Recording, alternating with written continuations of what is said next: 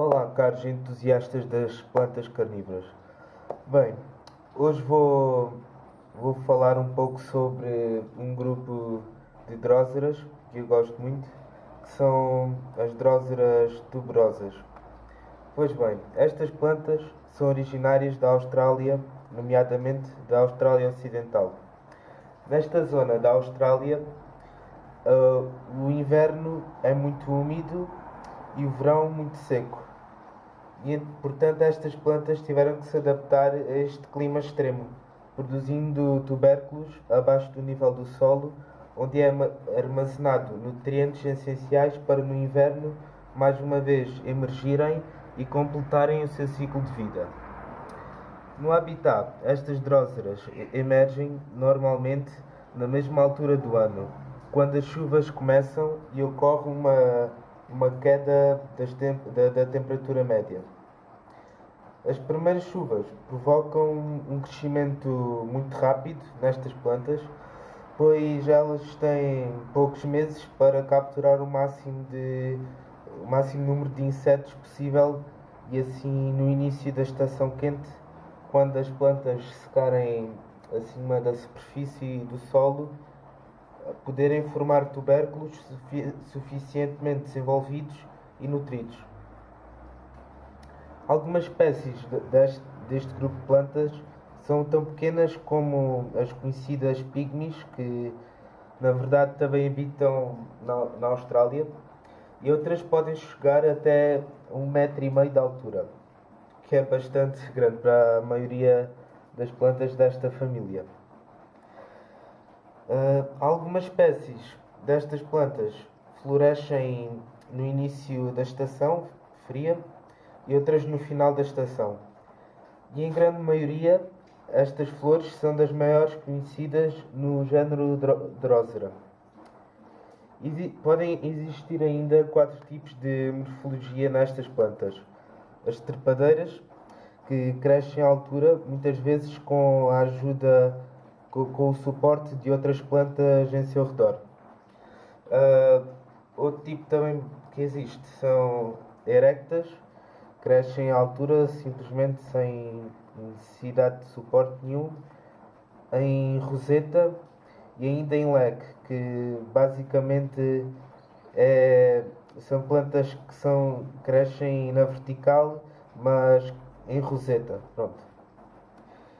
Eu tenho aqui algumas espécies, nomeadamente a Drosera auriculata, que como podem ver já começa ali a formar o talo para crescer na vertical, mas ainda existem algumas que ainda estão na forma de roseta, penso eu.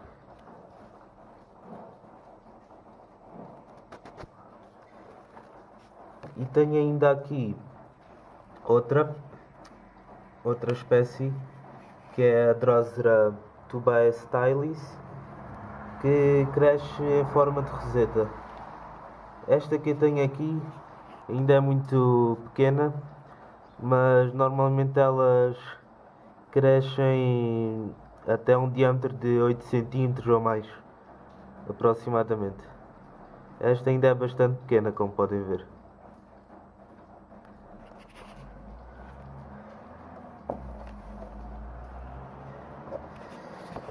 Bem, em relação ao cultivo, em Portugal ainda existem poucas pessoas que cultivem este grupo de dróseras, mas não é porque sejam difíceis de cultivar, mas sim porque são difíceis de encontrar à venda em certos sites da internet e pode mesmo ser complicado arranjar no hemisfério norte. Vou falar agora do solo. Normalmente utiliza-se turfa e areia de sílica, mais areia de sílica do que turfa.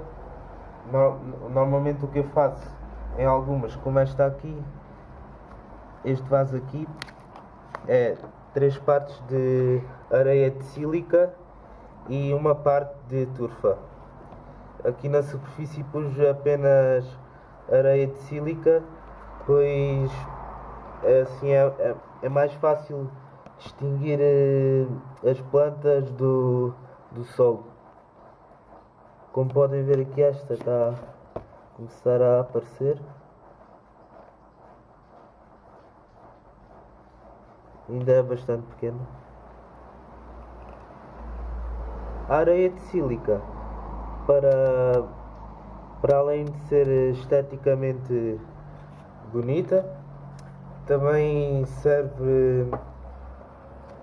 é aconselhável, pois é mais fácil de encontrar os tubérculos quando os queremos retirar na altura do verão para os podemos pôr num saco zip ou outro tipo de recipiente onde os possamos pôr, e depois mais uma vez na altura do inverno colocar os tubérculos nos vasos e pronto, e encher o tabuleiro com água, que é muito importante, sempre com água destilada da chuva, de osmose inversa ou ainda de um desumidificador. Em relação às temperaturas, em Portugal temos um clima bastante semelhante ao da Austrália e, portanto, não existe grande problema nessa questão. Importante também é não deixar as plantas no exterior, à chuva e ao frio, quando as temperaturas são abaixo de zero ou há mesmo formação de geada e neve, o que pode colocar em risco a vida destas plantas. Em relação ao ciclo de crescimento destas espécies em Portugal, o normal é começarem a emergir por volta do outono, quando as temperaturas baixam e existe uma maior precipitação, e é nessa altura que devemos voltar a regar os nossos vasos e esperar que as plantas se desenvolvam bem e saudáveis. É ainda muito importante que estas plantas tenham uma boa alimentação para um bom desenvolvimento e poderem armazenar suficientes nutrientes no tubérculo, o que irá aumentar o tempo de vida destas plantas e a sua viabilidade.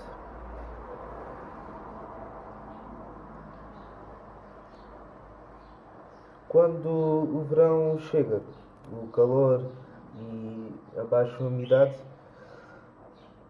as plantas começam a secar e neste momento devemos retirar os vasos do solo e esperar que a água seque dos tabuleiros. E muito importante também é colocar os vasos num sítio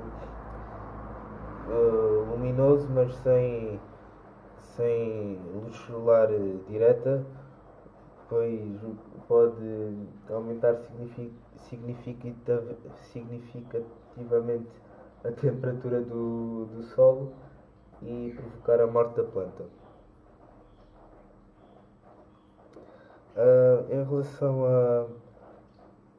a como encontrar plantas e sementes, devemos sempre arranjar sementes e tubérculos, ou mesmo as plantas já formadas, a cultivadores do nosso hemisfério, ou seja, do hemisfério norte, pois as plantas já estão suficientemente adaptadas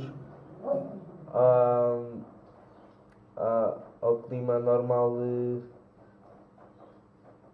ao normal desenvolvimento da planta. Se porventura obtivermos tubérculos destas plantas do hemisfério sul, devemos ter o cuidado de permitir que estas plantas cresçam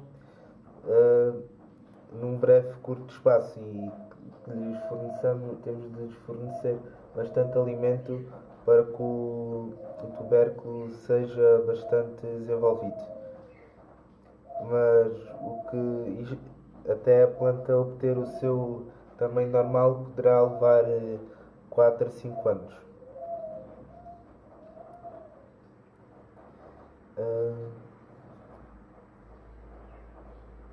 Em relação às sementes, há sementes mais fáceis de germinar e outras não tão fáceis. Dentro das mais fáceis temos, por exemplo, a Drosera peltata e a Drosera auriculata, que as suas flores também são autopolinizáveis, o que é mais fácil para a obtenção de sementes. Neste caso, as sementes não precisam de nenhuma estratificação, nem nenhum outro método mais complexo para obter uma taxa de germinação elevada. Basta apenas colocar as sementes sobre o solo e esperar que elas germinem. Em relação às outras espécies mais complicadas, que precisam de estratificação, pois no local onde habitam ocorrem fogos, o que leva à morte das plantas e as sementes ficam intactas no substrato, e essas reações com a matéria queimada, pronto, assim dizendo, fará com que a taxa de germinação aumente. O que normalmente se faz é colocar essas sementes que precisam de certificação em água entre 40 a 60 graus Celsius durante aproximadamente 20 segundos, o que permite fazer com que as sementes possam germinar mais rapidamente.